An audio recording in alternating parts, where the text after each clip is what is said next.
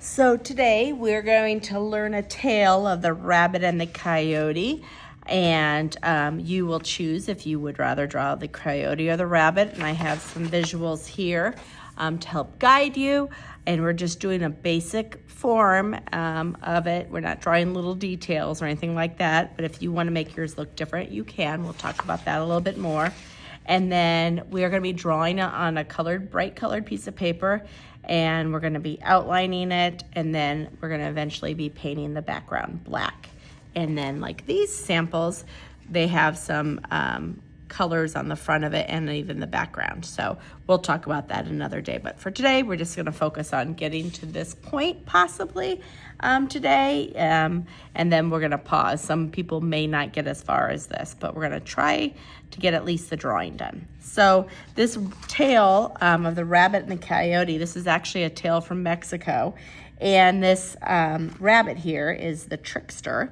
And we'll find out why he's such a trickster. And we'll also learn why the coyote howls at the moon.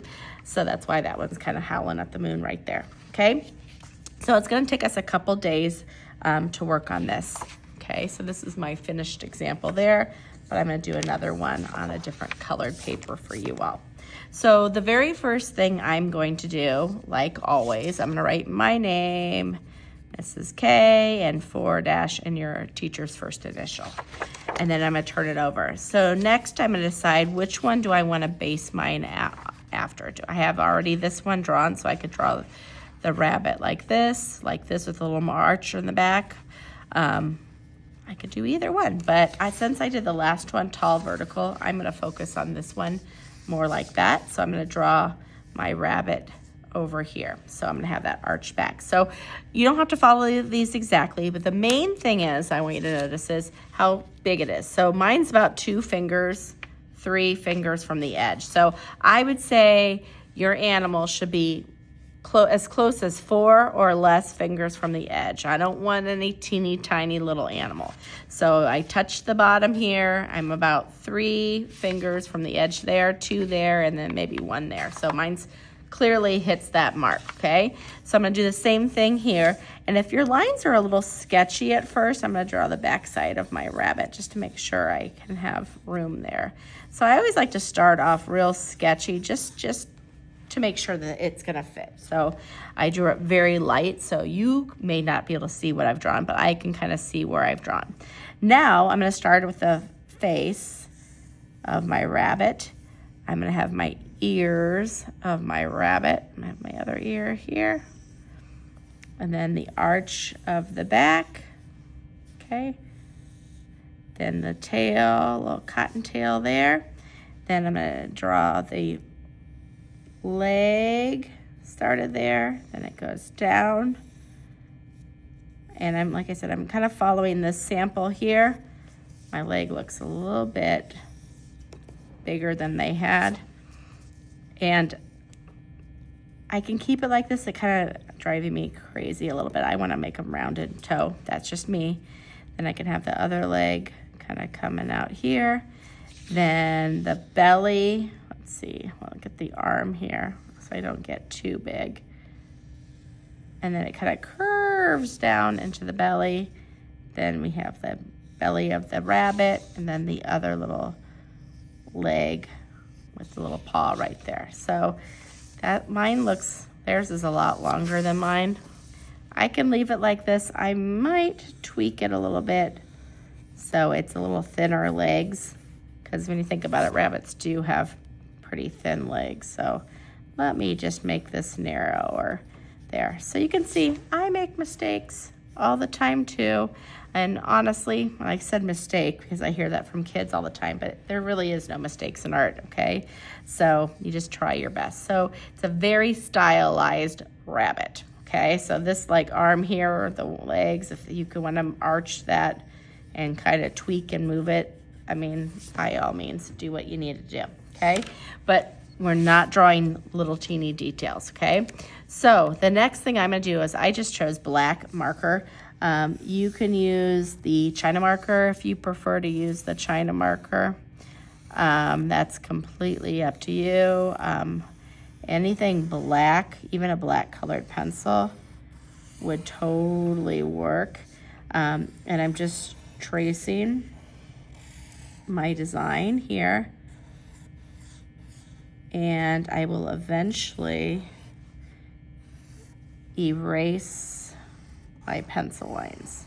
But for now, I just have a real simple, it's gonna drive me crazy, but we're good. So I'm gonna erase. I'm not gonna worry if it's outside of my green. I'm just gonna worry about what's inside because I'm gonna be painting the outside black, okay?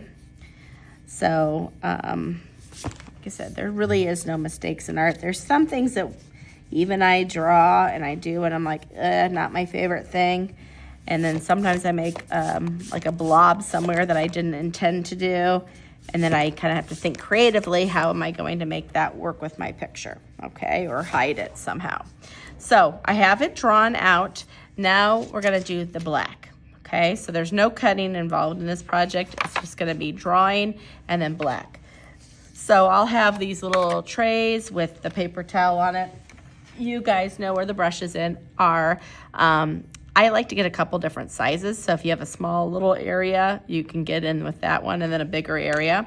And then you're gonna kind of share with your table. So a couple things I'm gonna talk about are, first of all, small little spaces. So when I'm getting paint and I have a small space like this, I like to kind of have it towards me, like the V shape towards me, so I can paint that way, not like twisting my arm, you know, the other direction. So sometimes I'll go around and go into those little V areas first to kind of make sure that they work, okay? Now that brush is a little bit smaller, so then I'm gonna get my bigger brush.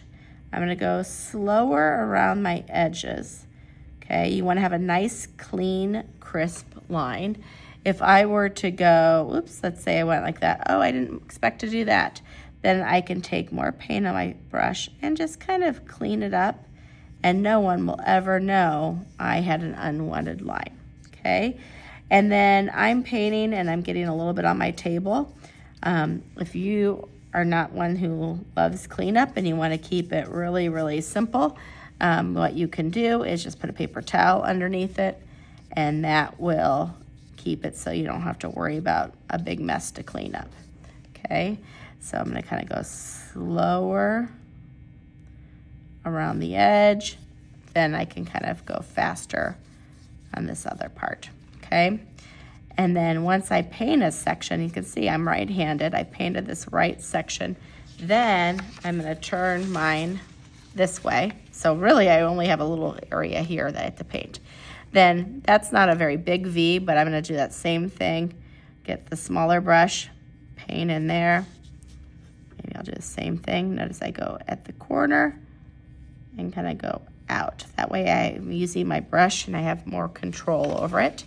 And then once again, just dip your brush into the paint. I go slow around the edge. Then I can go a little bit faster with the rest, okay? And then you're gonna place this on the drying rack when you're finished.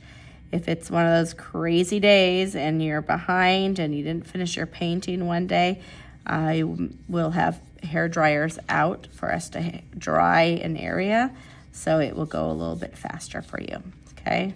So you can see I'm just painting all that background, and I'm trying to keep my little messy corner right over here, but I could have put a paper towel. So you can see how that's starting to turn out, and then this one would be finished. So today, at minimum, I'm hoping you get to your drawing and outlining. Honestly, if you get the black done today, it's gonna make your life a lot easier next week, but if not, I'll have hair dryers out for you as well. So this is the tale of the rabbit and the coyote, and this is our folk tale we'll be working on the next 2 classes.